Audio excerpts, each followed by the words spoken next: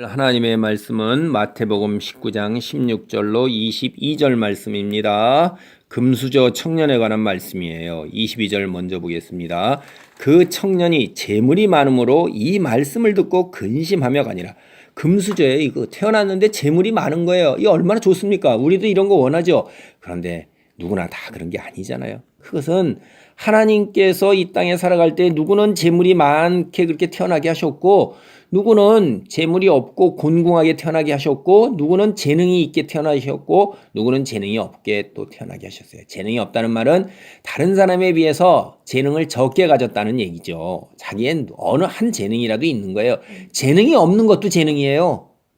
이 말이 이해가 안 갈지 모르겠지만, 재능이 많은 팔방미인은 이것저것 다 하다가 또 힘들지만은 재능이 없기 때문에 오로지 하나에 집착할 수밖에 없는, 선택의 여지가 없는 거예요. 그것도 재능이라 이 말이에요. 그러니까 자기의 가진 거 족한 줄로 알고 그것을 파세요. 한 길을 파면 되는 거예요. 자, 16절부터 봅니다.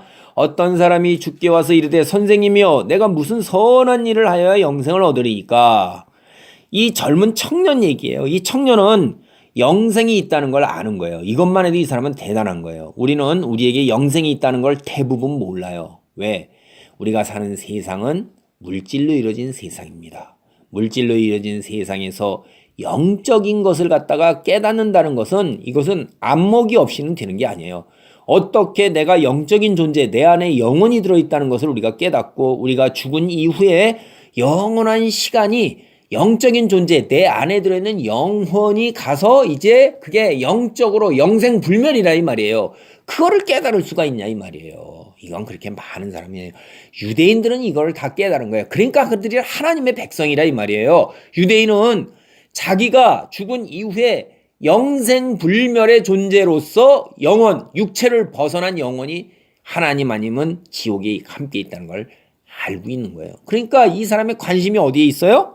영생에 관심이 있는 거예요. 영원한 시간에 스월, 지옥에 내려가서 불 붙는 지옥, 이 유대인들도 지옥이 불타는 지옥이라는 걸 알았어요. 성경에 그 예시가 조금씩 나오는 걸 보고서, 그래서 그 불 속에서 뜨거운 고통 속에서 장작불이 엉덩이에 붙어서 계속 뗀다고 생각을 해보세요. 그 고통은 이루 말할 수가 없는 거죠.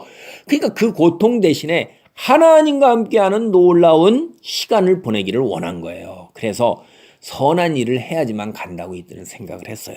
17절 예수께 이르시되 어찌하여 선한 일을 내게 묻느냐? 선한 이는 오직 한 분이시니라. 내가 생명에 들어가려면 계명들을 지키라. 그러니까 선한 일을 내가 어떤 선한 일이냐 이렇게 물을 때 그 나한테 물을 필요가 없다고 예수님이 얘기하는 거예요. 선한 분, 이 세상에서 선한 분은 누구냐? 하나님 한 분밖에 안 계신 거예요. 그 한 분이 하신 말씀, 그 말씀을 지키면 너는 선한 일이라는 얘기입니다. 생명에 들어가면 계명을 지켜라. 계명은 모세 때 이미 하나님이 오셔서 인간이 어떻게 지켜야 할 것을 이야기하셨죠. 선한 하나님이 오셔서 모세를 통하여서 이렇게 하라. 그러면 내가 하나님의 백성이다. 했는데 그거 지키면 되는 거예요. 그걸 굳이 그들이 모를 리가 없어요. 다 알고 있는 이야기입니다. 그런데 이 청년은 왜 와서 굳이 그거를 묻으면서 확인을 하려고 들을까요? 마음 한구석에 뭔가가 자기 자신이 생각해보고 판단해볼 때에도 뭔가가 자기가 부족하다고 생각이 드는 거예요. 불안한 거예요. 우리가 예수 믿으면 구원을 얻는다 이런단 말이에요. 그럼 예수 믿었으면 나는 구원 얻었다는 걸 확신 속에서 살아가는 거죠. 아이고 이거 이렇게 내가 예수는 믿긴 믿는데 이거 확실히 천국에 가는겨? 천국에 가는겨? 이렇게 한다면 이게 뭐예요? 자기가 제대로 믿지 않는다는 것을 스스로가 알고 있다 한다는 얘기예요. 18절 볼래요? 이르되 어느 계명이 오니까. 몰라요 이걸? 청년이? 다 알아요. 예수님께서 뭐예요? 반복하시는 거예요 다시. 야 이놈아 네가 다 알잖냐. 10계명을 모르느냐? 살인하지 말라, 간음하지 말라, 도둑질하지 말라, 거짓증을 하지 말라, 내 부모를 공경하라. 이거 다 알지 않느냐 하는 얘기예요. 이걸 다 요약하면 뭐예요? 내 이웃을 내 자신과 같이 사랑하라 하신 것이니라. 내 이웃을 내 자신과 같이 사랑하라? 이거 누가 지켜요? 자기 몸을 먼저 사랑하지 누가 내 몸처럼 콩 한쪽 있을 때 반쪽 나눠서 남 줄래요? 밥 한 끼 있는데 그 밥 한 끼 나눠서 반을 남을 줄래요? 이게 내 몸처럼 똑같이 이웃을 대우할 수 있는 게 인간이 가능하냐 이 말이에요. 불가능한 일이잖아요. 근데 20절 그 청년이 살짝 묻는 거예요. 이르되 이 모든 것을 내가 지켜 싸우는데 아직도 무엇이 부족하니까 스스로 부족하다고 생각하는 거예요. 왜 부족하다고 생각할까요? 자기 자신을 자기가 제일 잘 알잖아요.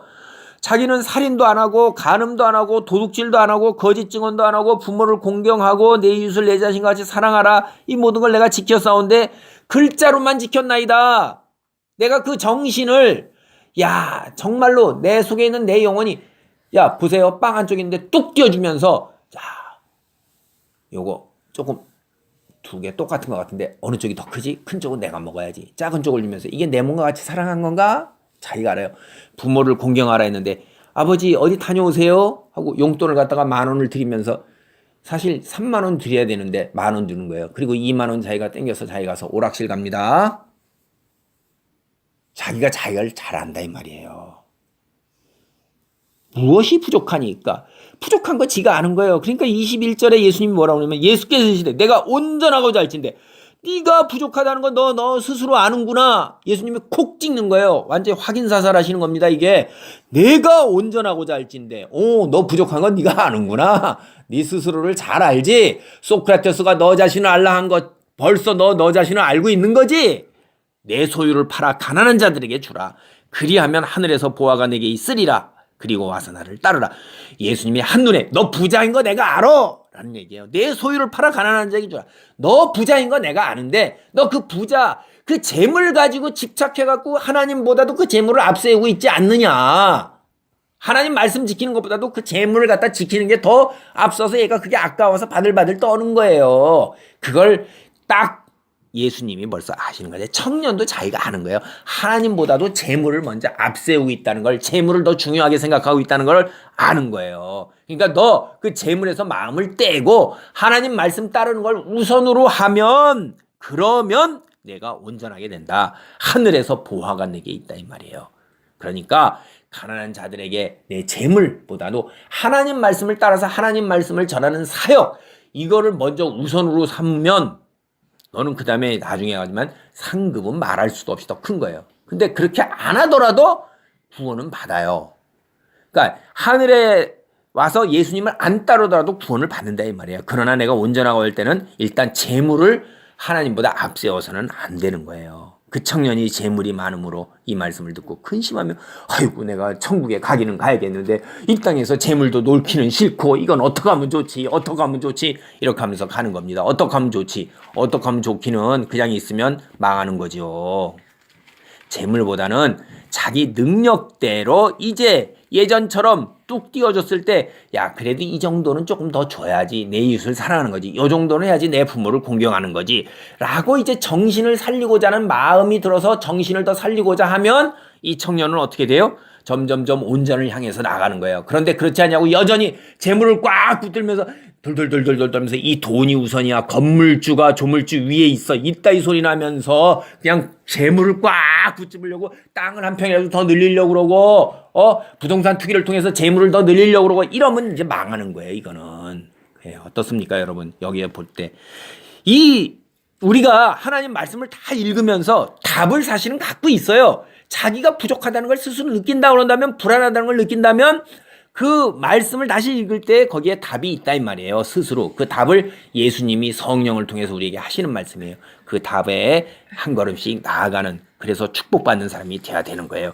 하나님보다 재물을 앞세운 사람은 이 세상의 것에서 누리는 것에 관심이 더 많고 그것이 더 소중한 거예요. 영생 영원한 시간 속에서 누리는 것 이것보다도 즉각적으로 지금 이 땅에서 누리는 것 육체적으로 누리는 게 더 소중하게 생각하면 육체적으로 누리는 게 끝나는 날 이제 영에서 영적으로 누리는 거는 그 사람한테 다르게 빈 껍데기밖에 없는 거예요.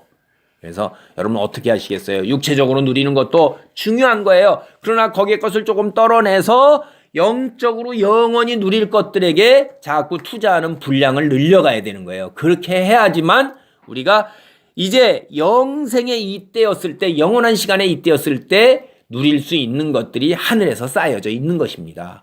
기도하는 시간, 말씀 읽는 시간, 그 다음에 하나님의 말씀을 따라서 내 재물을 떼어내서 하나님 일에 보태는 이런 연습 속에서 영원한 시간에 잇대어 사는 믿음의 사람이 되기를 바랍니다. 아멘.